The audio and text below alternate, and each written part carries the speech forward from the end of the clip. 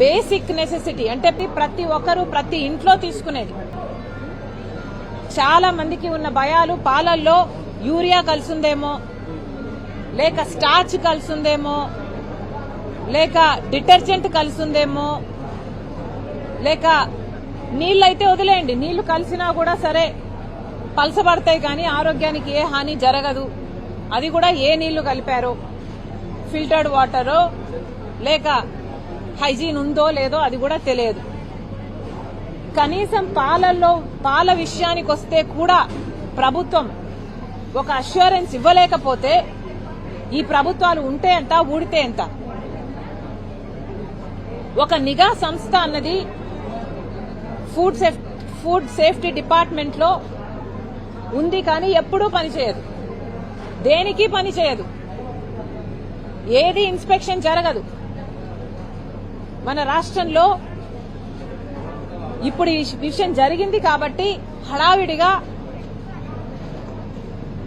చాలా చోట్ల హడావిడి చేశారు, టెస్టింగ్లు అన్నారు, 3 రోజులు 4 రోజుల్లో చేశారు, అయిపోయింది. చేయాల్సిన డ్రామా అయిపోయింది. ఇక యథావిధి మళ్లీ పాల గురించి ఎవరు పట్టించుకోరు, ప్రజల ఆరోగ్యం గురించి ఎవరు పట్టించుకోరు, మళ్లీ ఇదే స్థితికే దిగజారిపోతుంది. కానీ కనీసం నిఘా సంస్థ అయినా నిరంతరం పని చేయాల్సిన అవసరం ఉందా లేదా ప్రతి ఒక్కరూ ఆలోచన చేయాలి.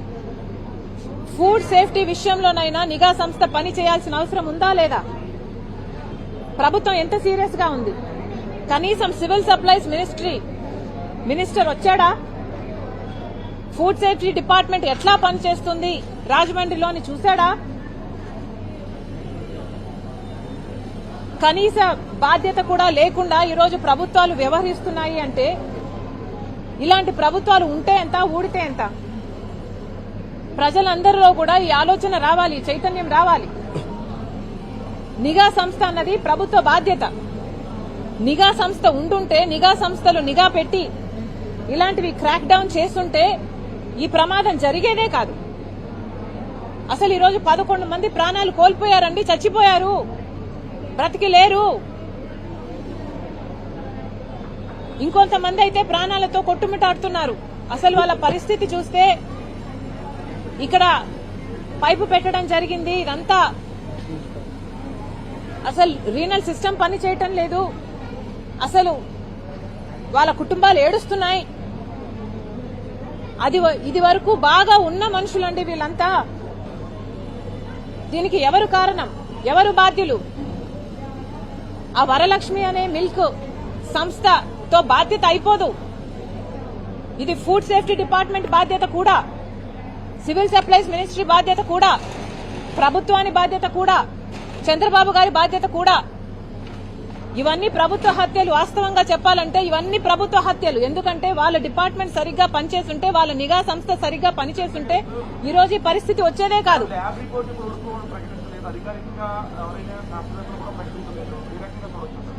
ఐఎమ్ సారీ, నాకు వినిపించడం లేదు.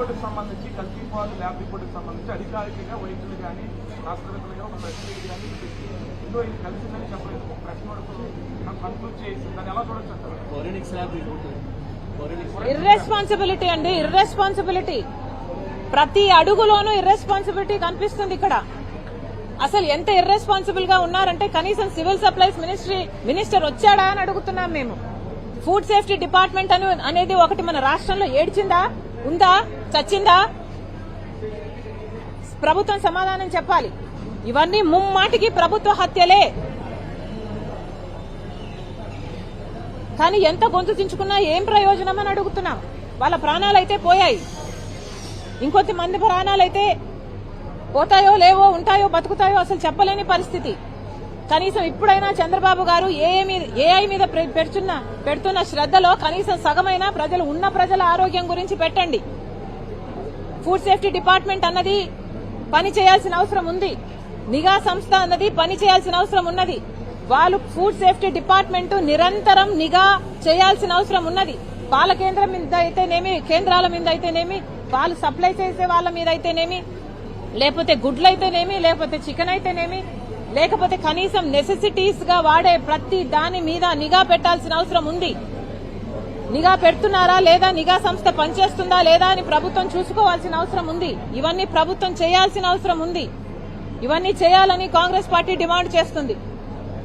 ఫుడ్ సేఫ్టీ డిపార్ట్మెంట్ నిరంతరము పని చేయాల్సిన అవసరం ఉంది. చేపించండి అని కాంగ్రెస్ పార్టీ ప్రభుత్వాన్ని డిమాండ్ చేస్తుంది. అంతేకాదు ఫుడ్ సేఫ్టీ డిపార్ట్మెంట్ లో అసలు సిబ్బందే లేరంట. ఒక్కరున్నారంట రాజమండ్రి మొత్తానికి కలిపి. ఫుడ్ ఇన్స్పెక్టర్లు ఉన్నారా లేదా, పని చేస్తున్నారా లేదా? ఫుడ్ ఇన్స్పెక్టర్లు పనిచేస్తే ఈ పరిస్థితి వచ్చేదా? వాళ్ళ సిబ్బందిని పెంచండి. ప్రభుత్వాన్ని కాంగ్రెస్ పార్టీ డిమాండ్ చేస్తుంది.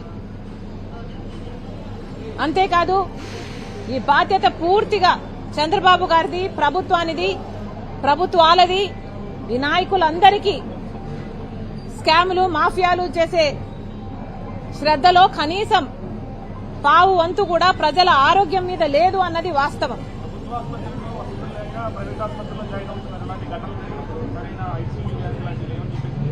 Irresponsibility, again irresponsibility. లోకువా, ప్రజలంటే లోకువా, ప్రజల ఆరోగ్యం అంటే లోకువా. ఇలా ఉండరాదు కదా అని అడుగుతోంది కాంగ్రెస్ పార్టీ.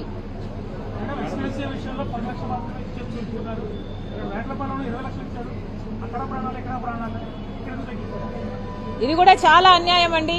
అసలు అవంశం తెలియని వాళ్ళు, అసలు వాళ్ళ ఏ తప్పు లేదు, కేవలం పాలు కొనుక్కోవడమే వాళ్ళ తప్పు. నిఘా సంస్థలు చేయాల్సింది, ఫుడ్ డిపార్ట్మెంట్ చేయాల్సింది వాళ్ళు చేయకపోతే, వీళ్ళ ప్రాణాల మీదకి వస్తే, కనీసం వాళ్ళ ప్రాణాలకి కనీసం మీరు విలువ కూడా ఇవ్వకపోతే ఇక మిమ్మల్ని ఏమనాలి? ఎక్స్గ్రేషియా కూడా కనీసం 25 లక్షలైనా ఇవ్వాలని కాంగ్రెస్ పార్టీ డిమాండ్ చేస్తుంది.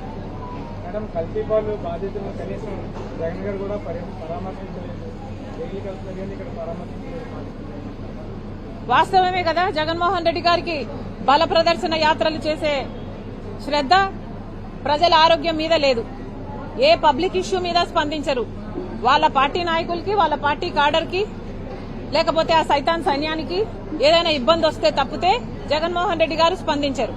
11 సంవత్సరాలుగా ఈ వెండరు అన్లైసెన్స్డ్ మిల్క్ సప్లై చేస్తున్నాడు అంటే మరి జగన్మోహన్ రెడ్డి గారి ప్రభుత్వం కూడా ఉంది కదా, మరి వాళ్ళు గాడిదలు కాసినట్టే కదా. This is not right at all. ఇప్పటికైనా ప్రభుత్వం మేల్కోవాలి. ఇప్పటికైనా ఫుడ్ సేఫ్టీ డిపార్ట్మెంట్ అన్నది దాని సిబ్బందిని పెంచుకోవాలి.